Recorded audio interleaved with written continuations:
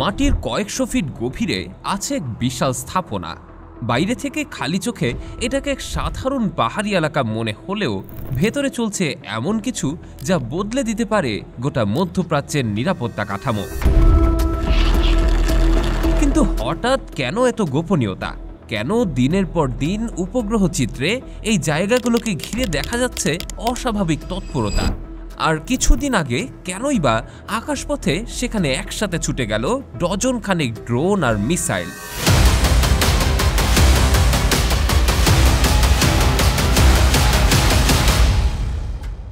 নাটালস, Isfahan, Fordow এসব জায়গার নাম আবারও খবরের শিরোনামে উঠে এসেছে। কিন্তু প্রশ্ন একটাই, এখানে এমন কী বা তৈরি হচ্ছিল যা থামাতে চাইছে বিশ্বের সব প্রভাবশালী দেশগুলো? ইরান কি আসলেই পারমাণবিক বোমা তৈরির দিকে এগিয়ে যাচ্ছে? আর যদি তাই হয় তবে সেই বোমার শক্তি কতটা? হিরোশিমা সম্পর্কে তো সবাই জানেন, মাত্র 15 কিলোটনের একটা বোমা নিমিষেই ধ্বংস করে দিয়েছিল সব। কিন্তু বর্তমানের বোমাগুলোর শক্তি তো 100 থেকে 500 কিলোটন পর্যন্ত হয়, আবার কখনো কখনো নাকি 1 মেগাটন পর্যন্ত হয়ে থাকে। তাহলে যদি সেগুলো ধ্বংস হয় তাহলে মানবজাতির সাথে ঠিক কি হবে? এই প্রশ্নের উত্তর আমাদের জানা নেই, কিন্তু একটু পেছনে ফিরে গেলেই হয়তো এই সমস্ত রহস্যের জটলা খুলে যাবে। 2000 সালের শুরুর দিকে ইরান তার পারমাণবিক কর্মসূচি নিয়ে বেশ চাপে পড়ে। আমেরিকা, ইসরায়েল সহ পশ্চিমা দেশগুলো সন্দেহ করছিল ইরান হয়তো গোপনে পারমাণবিক অস্ত্র তৈরি করছে। যদিও ইরান বারবারই বলেছে তাদের প্রকল্প শান্তিপূর্ণ এবং শুধুমাত্র বিদ্যুৎ উৎপাদনের জন্য। কিন্তু ইরান জানত যদি কোনোদিন যুদ্ধ হয় তাহলে তাদের উপর বোমা বর্ষণ হতে পারে, বিশেষ করে পারমাণবিক স্থাপনাগুলোর উপর। এই পরিস্থিতি থেকেই ইরান সিদ্ধান্ত নেয় এমন একটি পারমাণবিক স্থাপনা বানাবে যেটা শত্রুরা সহজে ধ্বংসই করতে পারবে না। এই চিন্তাভাবনা থেকেই ফোর্দো এর সূচনা ঘটে। না, ফোর্দো কোনো সাধারণ স্থাপনা নয়, বরং এটি হলো ইরানের একটি গোপন পারমাণবিক ঘাঁটি, যার পুরো নাম ফোর্দো নিউক্লিয়ার ফ্যাসিলিটি। এটি মূলত একটি ইউরেনিয়াম সমৃদ্ধকরণ ঘাঁটি, যা মূলত এমন উপাদান তৈরি করে যেগুলো পারমাণবিক অস্ত্র বানাতে ব্যবহৃত হয়। এটি এমন একটি জায়গা যাকে আক্রমণ করা তো দূরের কথা, অনেকেই বিশ্বাস করেন একে ছোঁয়াও সম্ভব না। বিশ্ব পর্যায়ের পারমাণবিক গবেষক আর জাতিসংঘের প্রাক্তন পরিদর্শক ডেভিড অলব্রাইটের মতে ইরানের ফোর্দো নামের এই ভূগর্ভস্থ পারমাণবিক স্থাপনাটি মাটির প্রায় 80 মিটার বা 260 ফুট নিচে অবস্থিত। অর্থাৎ এই দূরত্ব প্রায় 25 থেকে 26 তলা বিল্ডিংয়ের সমান। সুতরাং আপনারা বুঝতেই পারছেন মাটির 25 থেকে 26 তলা নিচে থাকা একটা ঘাঁটিকে ধ্বংস করা কতটা কঠিন হতে পারে। এমনকি এটি আধুনিক বোমার জন্য এক বিশাল চ্যালেঞ্জ। ইরান এমনই একটি জায়গা বেছে নেয় যেই জায়গাটি ছিল ফোর্দো। এর অবস্থান তেহরান থেকে প্রায় 96 কিলোমিটার দূরে পাহাড় ঘেরা শক্ত মাটির নিচে। 2006 সালের মাঝের দিকে গোপনে এই পারমাণবিক ঘাঁটি নির্মাণের কাজ শুরু হয়। স্যাটেলাইটের ছবি বিশ্লেষণে দেখা গেছে 2006 সালের জুন থেকে 2007 সালের মাঝামাঝি সময় পর্যন্ত প্রকল্পের কাজ দ্রুতই এগোতে থাকে। যদিও ইরান বলেছে এই নির্মাণ শুরু হয়েছে 2007 সালে। এটির নির্মাণ এবং পরিচালনা করেছিল ইরানের পারমাণবিক শক্তি সংস্থা atomic energy organization of Iran, সংক্ষেপে AEOI। আন্তর্জাতিক পারমাণবিক সংস্থা IAEA কে প্রথমে এই ব্যাপারে জানানো হয়েছিল 2009 সালের 21 সেপ্টেম্বর। তবে তার আগে থেকেই পশ্চিমা গোয়েন্দারা জেনে গিয়েছিল যে এখানে ফোর্দোর নির্মাণ চলছে। সাধারণত বিদ্যুৎ উৎপাদনের জন্য প্রয়োজন হয় মাত্র 3 থেকে 5% সমৃদ্ধ ইউরেনিয়াম, আর গবেষণার জন্য লাগে 20%। তবে বিভিন্ন সূত্র থেকে জানা গিয়েছে যে বর্তমানে এই ঘাঁটিতে ইরান ইউরেনিয়াম সমৃদ্ধ করছে 60% পর্যন্ত, যা পারমাণবিক অস্ত্র তৈরির একেবারে কাছাকাছি মাত্রা। তাই 60% মানেই হলো ইরান আরেক ধাপ গেলেই পারমাণবিক অস্ত্র বানানোর অবস্থায় পৌঁছে যাবে, কিংবা অলরেডি হয়তো পৌঁছেও গিয়েছে, কারণ ইরান কখনোই তাদের পারমাণবিক সক্ষমতা নিয়ে কোথাও মুখ খুলেনি। ফোর্দোতে যুক্ত করা হয়েছে IR-6 নামের উন্নত প্রযুক্তির সেন্ট্রিফিউজ। এই যন্ত্রগুলো আগের চেয়ে অনেক দ্রুত আর অনেক বেশি পরিমাণে ইউরেনিয়াম পরিশোধন করতে পারে। কিছু রিপোর্ট বলছে ইরান এখানে প্রায় 1400টির মতো নতুন সেন্ট্রিফিউজ বসাচ্ছে। এর মানে হলো তারা এখন শুধু গবেষণার জন্যই নয়, বড় পরিসরে কাজ চালানোর প্রস্তুতি নিচ্ছে।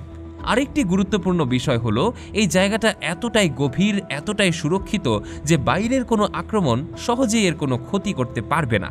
অনেক বিশেষজ্ঞই বলেছেন কেবলমাত্র সুপার পাওয়ার দেশগুলোর অত্যন্ত শক্তিশালী বোমাই এটিকে ভেদ করতে পারে।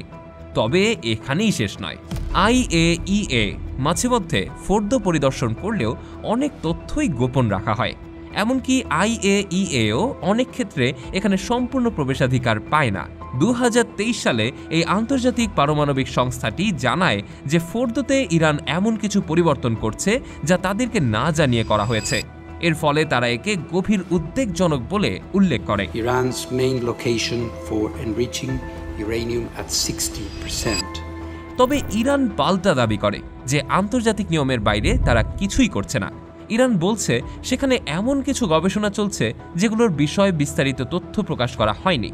ইরানের পক্ষ থেকে এই বিষয়গুলোকে প্রতিরক্ষা কৌশল হিসেবে দেখানো হলেও পশ্চিমা বিশ্ব এটাকে এক ধরনের গোপন অস্ত্র উন্নয়নের ইঙ্গিত হিসেবে দেখে।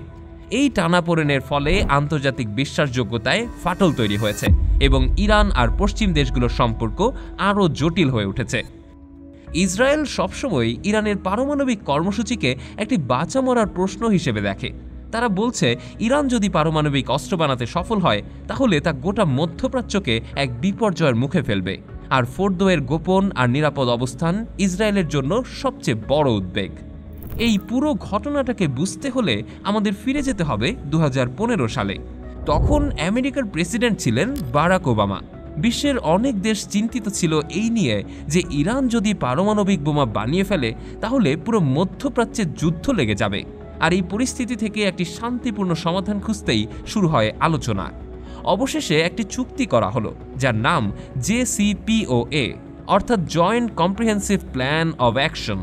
এই চুক্তির শর্ত ছিল ইরান তাদের ইউরেনিয়াম সমৃদ্ধকরণ কমাবে, পারমাণবিক স্থাপনায় আন্তর্জাতিক পর্যবেক্ষক বসানো হবে এবং ইরান পারমাণবিক বোমা বানানোর মতো গবেষণা বন্ধ রাখবে। আর এর বদলে আমেরিকা ও ইউরোপ তাদের উপরে থাকা অর্থনৈতিক নিষেধাজ্ঞা তুলে নেবে। এই চুক্তির ফলে ইরান কিছুটা স্বস্তি পেল এবং আন্তর্জাতিক ব্যবসার দরজা খুলল। কিন্তু ডোনাল্ড ট্রাম্প যখন প্রেসিডেন্ট হলেন তখন তিনি বললেন এই চুক্তি একপাক্ষিক, ইরানকে বেশি সুবিধা দেওয়া হয়েছে। তারপর তিনি হুট করে পুরো চুক্তি থেকে আমেরিকাকে বের করে আনেন। The Iran deal is defective at its core. The United States will withdraw from the Iran nuclear deal. ট্রাম্পের দাবি ছিল ইরান আসলে গোপনে কাজ চালিয়েই যাচ্ছে এবং ট্রাম্প আবারও ইরানের উপর কড়া নিষেধাজ্ঞা আরোপ করেন। ফলাফল হিসেবে ইরানও ঘোষণা দিল তাহলে আমরাও আমাদের মতোই চলব। ফের শুরু হলো ইউরেনিয়াম সমৃদ্ধকরণ, নতুন পারমাণবিক গবেষণা আর গোপন প্রকল্প। ইউরোপীয় ইউনিয়ন বারবার ইরানকে আহ্বান জানিয়েছে যেন ফোর্দোয়ের কার্যক্রম বন্ধ করা হয় বা কমপক্ষে 20% সীমার নিচে রাখা হয় ইউরেনিয়াম সমৃদ্ধকরণ। তবে ইরান সেই অনুরোধও মানেনি। তারা বলেছে আমেরিকার একতরফা নিষেধাজ্ঞা আর চুক্তি ভঙ্গের পর তারা আর কোনো বাধা মানবে না। এমনকি আন্তর্জাতিক চাপ বাড়লেও ইরান নিজেদের অবস্থান থেকে এক চুলও সরে আসছে না। ইরানের ফোর্দো পারমাণবিক কেন্দ্রটি এতটাই গোপন আর নিরাপদ যে এটি নিয়ে যুক্তরাষ্ট্র, ইসরায়েল এবং IAEAও আতঙ্কিত। এমনকি এটিকে ধ্বংস করাও প্রায় অসম্ভব। কিন্তু এখানেই সবকিছুর সমাপ্তি নয়। ফোর্দোর কারণে শুধু রাজনৈতিক নয়, একটি সামরিক শঙ্কাও তৈরি হয়েছে। কারণ যদি ইরান একসময় 90% পর্যন্ত ইউরেনিয়াম সমৃদ্ধ করে ফেলে তাহলে কয়েক সপ্তাহ বা মাসের মধ্যেই তারা পারমাণবিক বোমা তৈরি করতে সক্ষম হয়ে উঠবে। বিশ্বের বড় বড় গোয়েন্দা সংস্থাগুলো বিশ্বাস করে ইরান হয়তো শেষ প্রস্তুতির দিকে ধীরে ধীরে এগোচ্ছে, আর ফোর্দো হলো এই প্রস্তুতির কেন্দ্রে থাকা দুর্গ। এমনকি এই ঘটনার মাধ্যমে বিশ্ব একটি তৃতীয় বিশ্বযুদ্ধের দিকেও অগ্রসর হতে পারে এমন আশঙ্কাও রাজনৈতিক বিশ্লেষকরা প্রকাশ করেছেন। ফোর্দো কি কেবলই ইরানের গোপন পারমাণবিক ঘাঁটি, নাকি এটি এক নতুন বৈশ্বিক সংঘাতের বিস্ফোরক কেন্দ্র? সময়ই উত্তর দেবে, কিন্তু এই উত্তেজনার ঢেউ ইতিমধ্যেই কাঁপিয়ে দিচ্ছে গোটা পৃথিবীকে। সুপ্রিয় দর্শক, আমাদের আজকের আয়োজন এ পর্যন্তই। ভালো লাগলে এই ভিডিওটিতে একটি লাইক দিতে পারেন। দেখা হচ্ছে পরবর্তী ভিডিওতে। ততক্ষণ পর্যন্ত সাবস্ক্রাইব করে জ্ঞানচিত্রের সাথেই থাকুন। ধন্যবাদ।